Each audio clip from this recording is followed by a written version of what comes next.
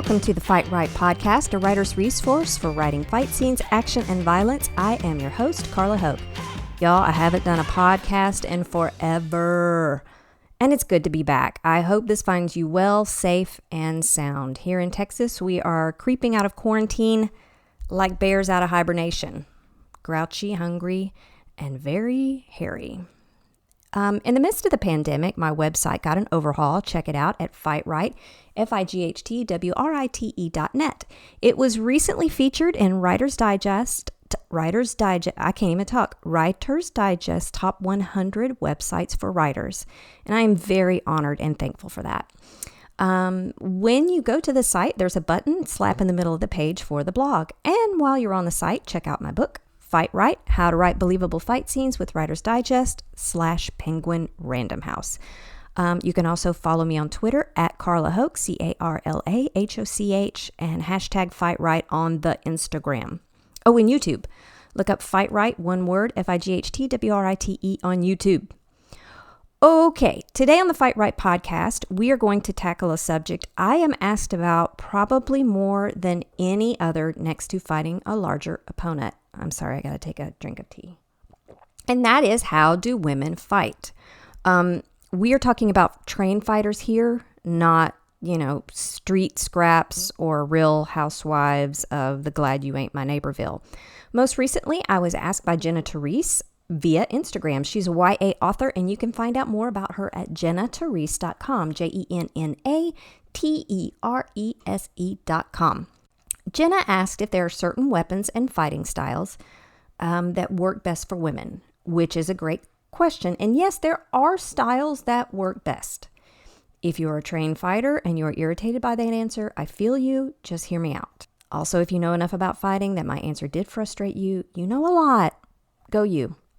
Before I can answer Jenna's questions directly, I have to explain a bit about how women fight. I have trained in a wide swath of martial arts and fighting styles over the past nearly a decade now. And I've trained with both men and women. And according to my gynecologist, I am a woman. So I feel like I'm a reliable source on this. When it comes to fighting technique, as far as correctness, here is how women fight differently than men. They don't. It's true. When I train, the coach doesn't divide the class into men and women and teach us different stuff. Proper fighting technique is science, and science ain't sexist. It does not favor a gender. It is what it is. And when it comes to fighting, more often than not, that branch of science is physics. Okay? So let's look at punches, for example. I have a YouTube video on this on my FightWrite channel, by the way. Give it a look. The title of that is Why Your Characters Should Never Clench Their Fist and Punch Hard. And they shouldn't. The force of a punch is determined by how much mass is behind that punch multiplied by the acceleration of it. Chromosomes never come into play. However, chromosomes may impact one's mass, which in turn will affect the force. If a man is larger in me than mass, I'm going to have to punch much faster than him to make the same amount of force, because mass times force equals acceleration. Is that doable? In theory, yes. In theory. But here's what that looks like in real life. Okay, let's say that I am going up against a professional boxer. Yes, I know I said real world, and me going against a pro boxer is about as far from real as ever, but this is my show and my reality, so let's just all take a breath, okay? I am going to choose professional boxer Roy Jones Jr. because he's my favorite of all time, and at one time he was considered the fastest hands in all of boxing. I forget who, Bleacher Report? Look at bleacherreport.com. I met him in high school. I got his autograph, and his mama lived not too far down the road from my house growing up. So I love me some Roy Jones Jr. Now remember, to get force, you multiply mass times acceleration.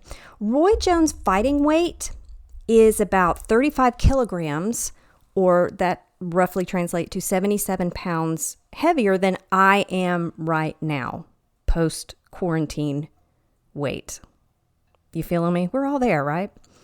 So he is 35 kilograms ahead of me on the mass side of the equation of force. Okay, now I chatted with a friend of mine who is a physics major, and the results here are based on broad ratios. Okay, but it'll illustrate my point. Because Roy Jones Jr. has so much more mass than I do, for the force of my punch to equal his, I'm going to have to punch about 125 miles an hour faster than he does. The same would hold true if I were talking about a female boxer with Roy Jones' same stats. Remember, science isn't sexist. Okay, stick with me here. All this does relate to women and their fighting style. Here's the facts. Pound for pound, a man has about 33% more muscle than a woman, which is why men tend to be stronger. They simply have more muscle to work with. More muscle generally equates to more weight, and men tend to be taller as well. This, ladies and gentlemen of the jury, is where you see the differences in how men and women fight. It's not related to gender. It's related to the size and strength disparity between the two. If you are the smaller, weaker fighter, and I have no problem saying that pound for pound, I'm weaker than a man. I don't know when strength became the gold standard of a fighter's worth, okay? I am weaker than a man of my exact same size. So what? I'm not less of a human for it. But when you are smaller and weaker, you have to lean heavily on technique. And that is why you will hear male fighters describe female fighters as very technical. I train Brazilian Jiu-Jitsu, oh my gosh, almost every day. And the guys in class have said they like to roll with women. Roll is the term you use for spar in Jiu-Jitsu. Especially someone as small as me, because I rely on technique. I don't go for strength moves. I go for technique moves, and they have to really be on the top of their game. They can't get away with just using strength. Well, they can, but they choose not to. So they roll with women to really sharpen up their technique. A technical fighter is one who uses technique more than brute strength. Again, my teammates tell me I'm technical, and that's not because I'm a woman, and it certainly ain't because I'm smart. It's because I have no other option. I'm a small human. On an average day of training, I'm the smallest on the mat by 30 pounds minimum. I train with guys who are 100 pounds heavier. You think I'm going to muscle my way in and out of anything? Negatory. Technique is my only option, and the only option of every smaller fighter, male or female. Now, I'm not saying when women fight, they don't use brute strength. One of the coaches I reached out to about this subject told me that women who are larger than him use strength in their game the same way larger men do. That is not to say that larger fighters are not technical. They absolutely are. Larger combatants simply have the extra luxury of muscling their way out of a situation. That's their inherent advantage as the stronger opponent. And all fighters use what they are naturally to their advantage. If a fight can be ended quicker with brawn than technique, guess what? You should use that brawn. Does technique beat strength? Absolutely. Does technique always beat strength? Absolutely not. Anyone who tells you that technique always beats strength either isn't a fighter or hasn't been fighting long enough. That's just my opinion. Being the smaller, weaker opponent is never optimal, even when you're the more skilled fighter. That's why the lion respects the elephant. Okay, lions are skilled predators. Elephants are not known for their massive fighting skills. They're not. I don't know of a elephant style of any martial art. Okay, that's not elephant's jam. Part of being skilled at anything, okay, lions are very skilled predators. Part of being skilled at anything is knowing your limits. And that's why you don't see a lion taking on a bull elephant all by itself. And even when lions are in a pack, and I believe lions do hunt in packs, they don't choose the largest elephant to take down. Heck no. They're going to pick the smallest and the slowest, because despite being built to kill, lions lose sometimes. Does a woman, so on the technical standpoint of things, meaning technical correctness of fighting, do women fight any differently than men? No. Does a woman fight with a different intensity than a man? In my experience, yes. Very yes. Maybe. But again, I don't think that's related to gender as much as size, because when you are the smaller fighter, who always goes against larger fighters. You fight with a bit more ferocity to bridge the disparity in the size and the strength. If the level of intensity is what you're used to, that's your normal. And I think that's the case with women. We are so used to having to dial it up to spar with stronger teammates. We no longer see it as dialing it up. It's just our normal speed. And I don't think that is connected to gender as much as our physical construction. It's what we simply have to do. So in summary, from a standpoint of technique, women fight just like men. And I'm not saying men are the standard by which we should judge proper form or technique. But the fact is, men are what we are more familiar with. It's what we see more. Women punch, kick, shoot, stab with the same skill as a man. And on the battlefield, a warrior is a warrior. The way in which we fight, the strategies we employ, etc., as women may differ from men, but it's not because of our ovaries. I promise. It all comes down to how we are in size in relation to our opponent.